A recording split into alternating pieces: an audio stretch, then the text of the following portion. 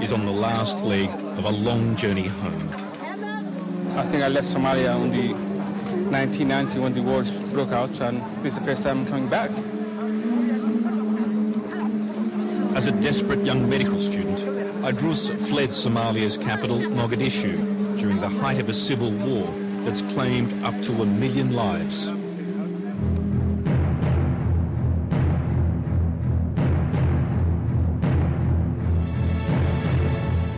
Since the collapse of central government in 1990, Somalia has become a byword for anarchy, and Mogadishu reduced to a wasteland, carved up by competing warlords.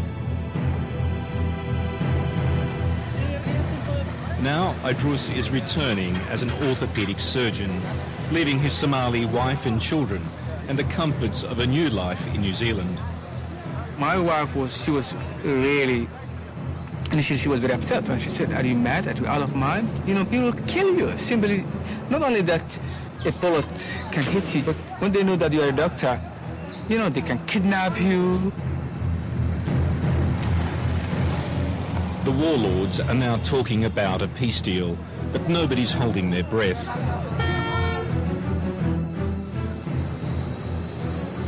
Somalia remains a no-go zone for international airlines.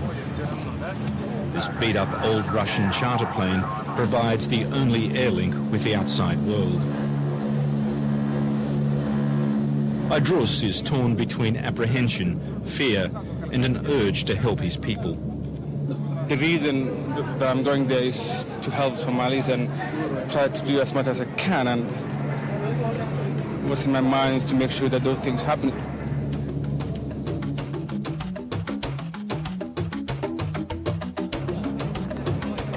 Idrus's destination is the town of Boosaaso on Somalia's northern Red Sea coast.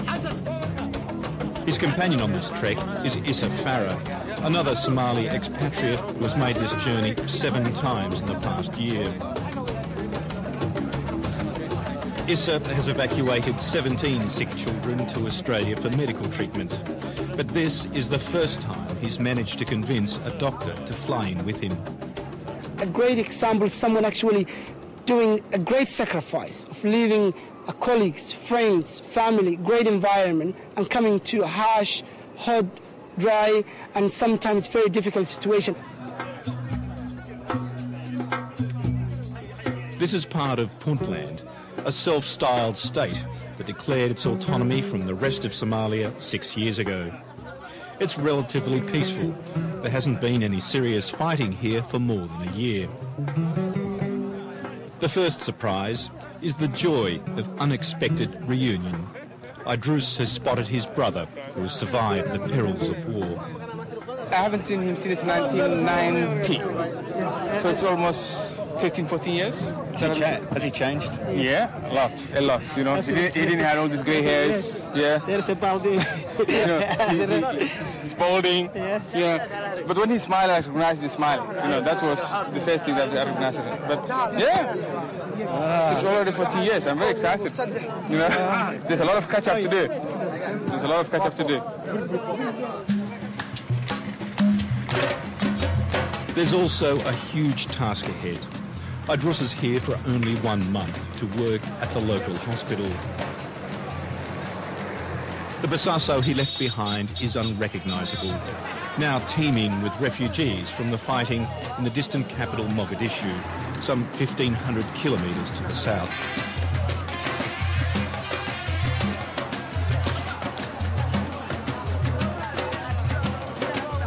There's no real administration here, no planning, few facilities. What attracts people to Boosaaso is Somalia's most precious commodity, peace. And because this was a city of 5,000 before, and now suddenly become a city of 400,000. Because the refugees who came from Muqdisho to Boosaaso, and everybody's trying to build a new house. And the infrastructure of the city really cannot cope with those huge population. And that's one thing that we'll also see in the hospital. Boosaaso Hospital is hopelessly swamped with patients. It now offers the only medical treatment for 500,000 people in this region. So we'll go and we'll show you the wards. Idrus is briefed by Hospital Director Abdullah Haysed Al-Massa, who faces a daily struggle to bring order to the chaos. She just had operation just now? Yeah. Okay. What do you need? What we need, we need a lot. Have a look. How many patients we are here are waiting for? We're having a shortage in drugs, in doctors, in everything. There's shortage in everything. So we need every help that we can get. Good morning, good morning. There's a quick hospital inspection and some bad news. A consignment of donated instruments from Australia has gone missing en route. But a shipment of beds from Melbourne has arrived. Patients will no longer have to lie on the floor. And roughly we have 1, 2, 3, 4, 5, 6, 7, 8, 9. 9 beds. There are other beds which are coming, but that shows that there's nothing. Empty room. Word of Idrus's arrival spreads rapidly. Patients are arriving from hundreds of kilometres around. He's the first orthopaedic surgeon, or bone doctor as the locals call him, they've ever seen. A specialty welcomed in an area where hideous gunshot injuries often receive little, if any, medical treatment. A desperately injured girl on a filthy mattress has been dragged across to block Idrus's path.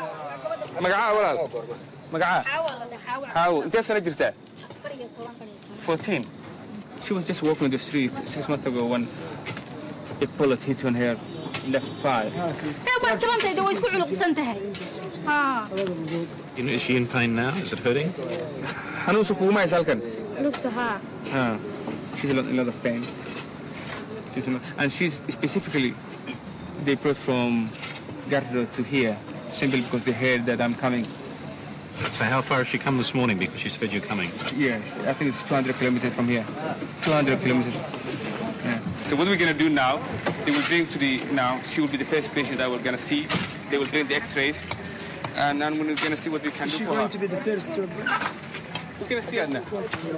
Yeah. This way.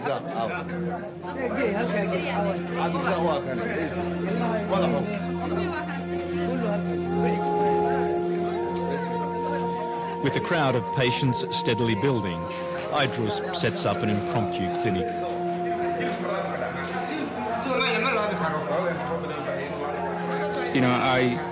I felt that, if I don't help, who can help? I'm Somalian. It's people like me who has to start doing something,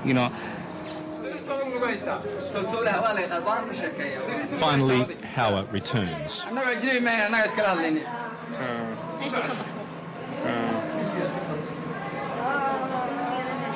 I think what we're going to do, we need to, normally we need to fix with a nail, coming from there, open this, make straight, put a nail from here to there, but we don't have nails here. It becomes clear that Idrus will have to operate, and soon. But outside the door are another dozen Hawas. It was overwhelming. I was not really expecting all these complications that I saw today. It was huge, Maybe we saw 200, 300 people gathering there. And the case which came through that door, it was unbelievable. Later, as Idrus explains to Hawa the surgery he will perform, her mother, Mahado, reveals that her injuries are just part of a greater family tragedy, all too common in Somalia. 9 months earlier, Mahado's husband suddenly took ill and died. Then came the shooting incident that wounded Hawa and claimed the life of her 5-year-old sister, Fatima. Mahado attempts to deal with it all by referring to Fatima in a strange, painfully detached way. waxay joogtay meel laamiga ah qardho magaalada qardho laamiga bay joogtay marka iyadii inaan kaba 5 jir bay ahaayeen xabadu marka 4 nin oo kale ay ku 2 nin oo kale iyo labada gabdhood inantii marka cisbitaalka ay ku dhimatay 5 jirka ah iyaduna way dhaawacantay wataa lugta kaga dhacday. So I said, "My wife got into something with her." That was her sister, and she's the only remaining child that she has. This is your only daughter, your only child? Yeah, that was she said. I'm telling you, kill me out, she's the only child. For 6 months, Mahado has struggled to keep her only remaining child alive. But she worries that Western medicine may not save Hawa. What was going on?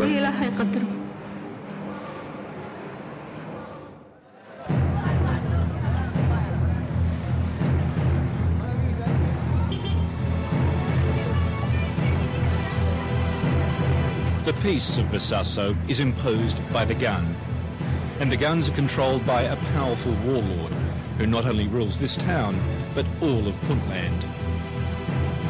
It's not democracy, but it's better than the anarchy that's engulfed Muqdisho and other parts of the country.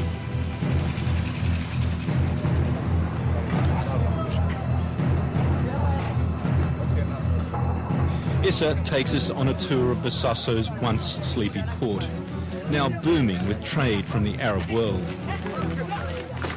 It's so busy because it provides all the economic infrastructure of the whole state. Everything that you see here coming from the boats and also from this side.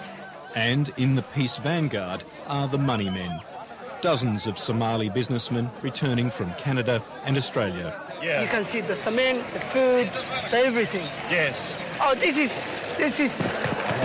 a friend of mine from Melbourne. From Melbourne? He's from Melbourne. I just recognize this. Oh, he's very famous at this. Yeah. His name is Kadir Mohammed, and he says he worked in the IT sector in Melbourne before returning to run a seafood import business. We've met a lot of Somalians from coming back from Australia. Why is that? Because life here is, everything is starting up. Right, so you see your future here or Australia? Both. Yeah. Both. We educate in Australia. But here is like, all the intellectuals went back overseas. Almost 2 million Somalians went back overseas. So we have to come back and contribute something. Yeah. We can't stay Australians. We are Australians.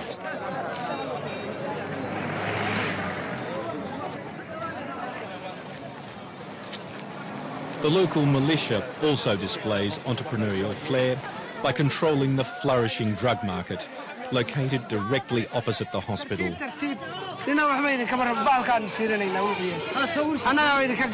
This is gat, the traditional drug of choice, chewed in vast quantities for its mildly narcotic effect. $50,000 worth of cat is sold here every day, but not 1 cent of the ruling militia's profits is donated to the hospital. It comes from Kenya, and there's another kind that comes from Ethiopia. There's 2 kinds. Very expensive in Somali term, but people do it.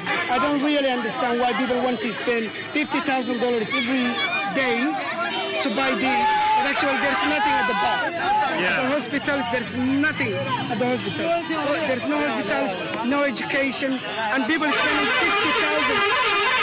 $50,000 every day, and that's really sad story. So these guys are very upset about us being here. Why is that? Bloody upset because they don't want anyone recording their stuff. So. Why? Why not? Well, because they see that probably the stigma of this drug. Hang on.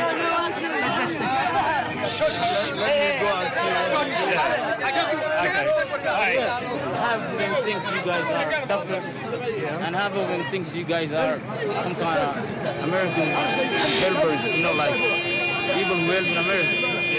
Like FBI, something like that. Okay, we're not FBI. Yeah, we're not FBI. I understand, but they don't understand. Okay, we're going to go now. Yeah. Okay. It's a case of mistaken identity, but as it turns out, a reasonable assumption to make. That's how it is. Okay. This is a Muslim country, and among the few Westerners still here, remaining largely out of sight, are American intelligence officers on the hunt for Al-Qaeda. Boosaaso, and indeed all of Puntland, is ruled by warlord Abdullahi Yusuf, one of the great survivors of Somali politics.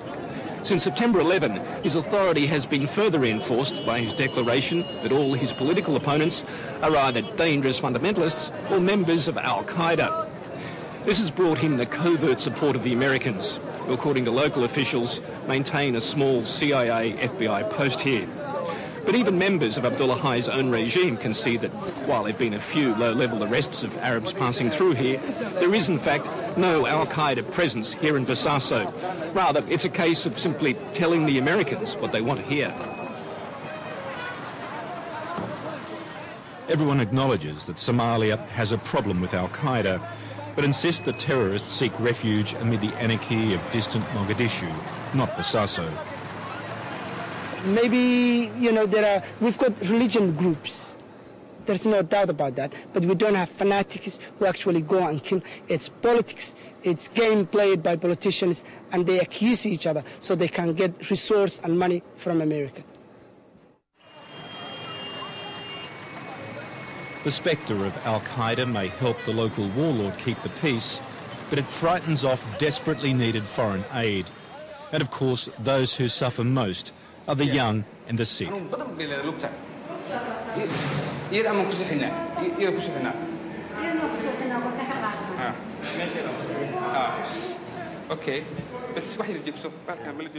Howard is sedated as Idrus prepares to operate on her leg. But at Boosaaso Hospital, everything is a compromise. Basically, the hospital has lost the running water yesterday, and we're going to use this water tank. Yeah. This leg was shortened for 5-6 centimeters before. What's that, a power failure? They are switching the power. Yeah.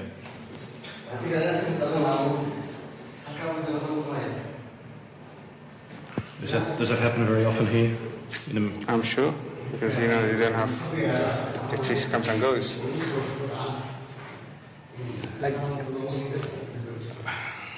And then I'm going to put a stainman pin from here to this, to the traction. As you recall, this leg was very shortened, and the whole idea was to pull in traction with skeletal traction, and that helps to maintain the reduction and the healing. My plan was to put to open there and put a plate and screws, but I don't have it here. Can you open me here?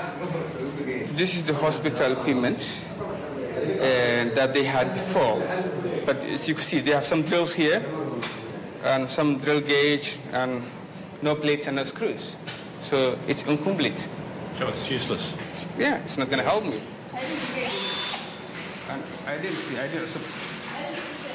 With few specialist surgical instruments, Idrus makes do with what's available. The operation is swift and relatively simple. Worried about the risk of infection here, Idrus keeps major surgery to an absolute minimum. Hawa's 6 months of agony is finally over, and she's expected to make a full recovery.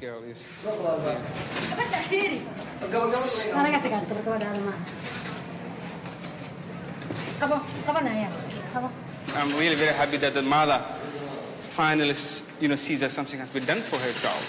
And that gives me satisfaction, and that makes my day, honestly. As Howard is wheeled across the dusty compound to the recovery ward, hospital director Dr. Abdullahi tends to the day's outpatients. Raising money to keep it all going is also a daily struggle. The poor are treated for free. Those that can afford it are charged the equivalent of a few dollars. Where is the international community? Where are the aid agencies? Where is the United Nations? Why aren't they here? Ask them. No, I think, the international community is present here. As you see, UNICEF, UNDP, they are present here. Really. But our hospital, we didn't get any help from them. That's a fact. The meagre United Nations presence here focuses on helping isolated rural communities. The UN used to assist the hospital, but pulled out at the height of the civil war. Now, with Iraq and Afghanistan dominating the aid agenda, international priorities lie elsewhere. Western aid agencies may be suffering from donor fatigue, but there's no rest for Issa. He's about to fly back to Australia with another sick child.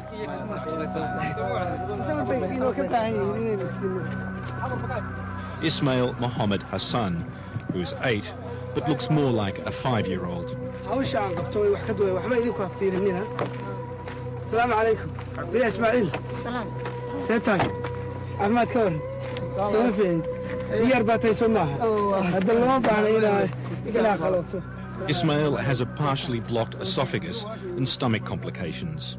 He's never been able to eat solids, surviving instead on fluids such as milk and gruel.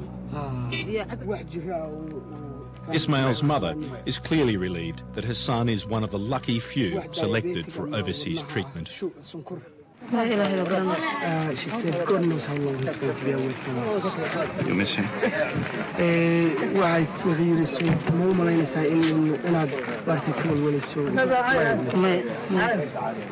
She said, no, I don't think, in good hands.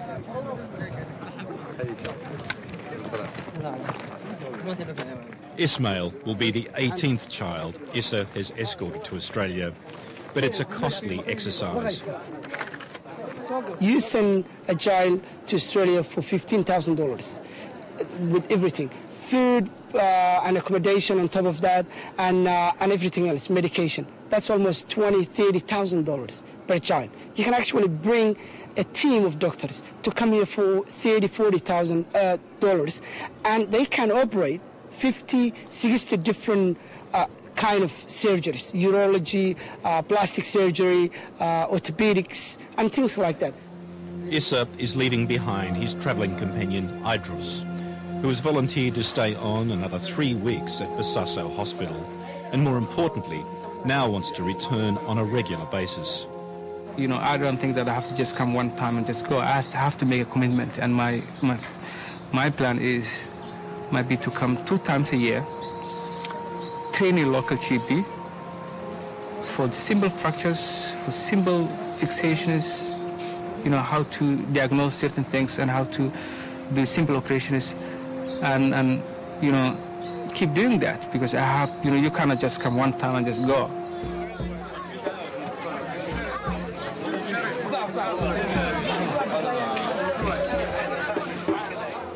For little Ismail, the future is less certain, but he puts on a brave face.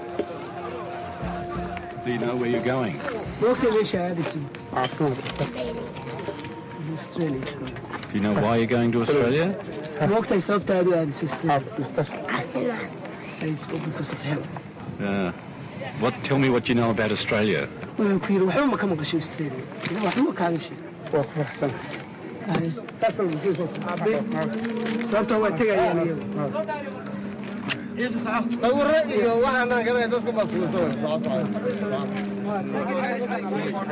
As Ismail and Issa board the aircraft, there's an air of optimism. In Boosaaso, at least, there's been a relative peace for more than a year now. The question is whether the killing can be stopped in the rest of the country.